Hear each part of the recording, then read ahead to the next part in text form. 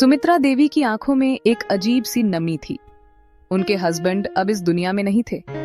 घर में एक अजीब सी खामोशी छाई रहती थी। दीवारों से लेकर आंगन तक हर चीज बस उनके हस्बैंड की याद दिलाती थी। सुमित्रा देवी दिन भर अपने हस्बैंड की फोटो देखती रहती। कभी उनके साथ बिताए हुए टाइम को याद करती, कभी हंसती तो कभी आंसू बहाती। उनका बेटा विक्रम मुंबई में रहता था। वह अपनी वाइफ नैना के साथ एक खुशहाल जीवन बिता रहा था। सुमित्रा देवी अक्सर सोचती कि काश विक्रम उनके पास होता। कभी कभी तो उन्हें लगता था कि जैसे यह घर उन पर बोझ बन गया है। हर तरफ सिर्फ अकेलापन ही अकेलापन था। एक दिन विक्रम का फोन आया। उसने सुमित्रा देवी को मुंबई आने का इनविटेशन दिया। विक्रम और नैना चाहते थे कि सुमित्रा देवी उनके साथ रहे। सुमित्रा देवी के मन में एक बार तो खुशी की लहर दौड़ गई, लेकिन अगले ही पल उन्हें चिंता होने लगी। नया सिटी, नए लोग, सब कुछ अजनबी। क्या वह इस उम्र में खुद को एडजस्ट कर पाएंगी? क्या उन्हें वहां खुशी मिल पाएगी? तमाम सवाल उनके मन में उठने लगे। फिर उन्होंने सोचा कि विक्रम उनका इकलौता सहारा है, उन्हें उसके पास जाना चाहिए। मुंबई आते ही सुमित्रा देवी को शहर की भागम भाग और भीड़ भाड़ अच्छी नहीं लगी। उन्हें अपना गांव, अपना घर बहुत याद आ रहा था।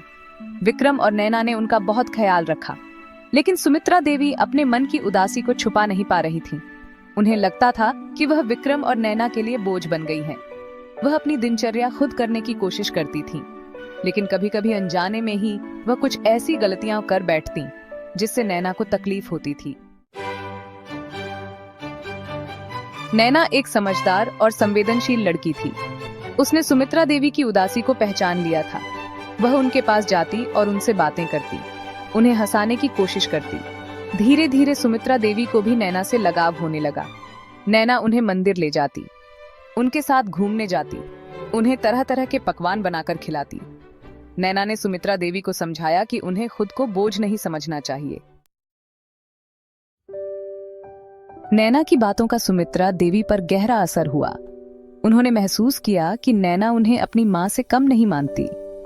धीरे धीरे सुमित्रा देवी की उदासी कम होने लगी। वह नैना और विक्रम के साथ हंसी खुशी रहने लगी। विक्रम भी अपनी मां को खुश देखकर बहुत खुश था। उसने नैना से कहा, तुमने जो किया उसके लिए मैं तुम्हारा बहुत आभारी हूं।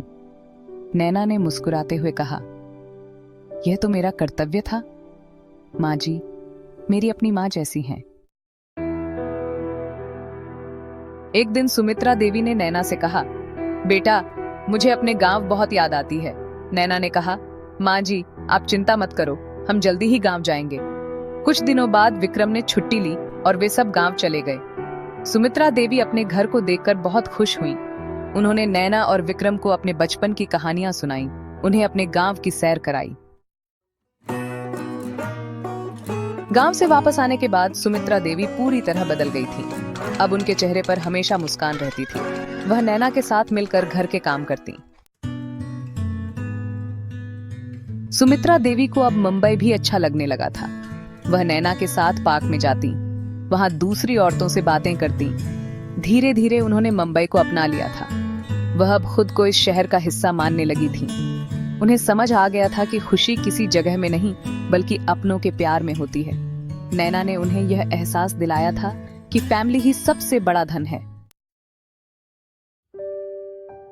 विक्रम और नैना को भी सुमित्रा देवी के बदलते हुए स्वभाव से बहुत खुशी होती थी। उन्हें एहसास हुआ कि थोड़ी सी समझदारी और प्यार से बुजुर्गों का जीवन कितना सुंदर बनाया जा सकता है। सुमित्रा देवी को अपने बेटे और बहू पर गर्व था। उन्हें लगता था कि उन्हें दुनिया का सबसे अच्छा फैमिली मिला है। सुमित्रा देवी की कहानी हमें रिश्तों की अहमियत बताती है। ये बताती है कि स्नेह और समझदारी से हम किसी के जीवन में कितना बड़ा बदलाव ला सकते हैं। बुजुर्ग हमारे समाज का अभिन्न हिस्सा हैं। हमें उनकी भावनाओं को समझना चाहिए, उनका ख्याल रखना चाहिए, क्योंकि जिंदगी एक चक्र है। आज हम जिनकी देखभाल करेंगे, कल वही हमारी देखभाल करेंगे।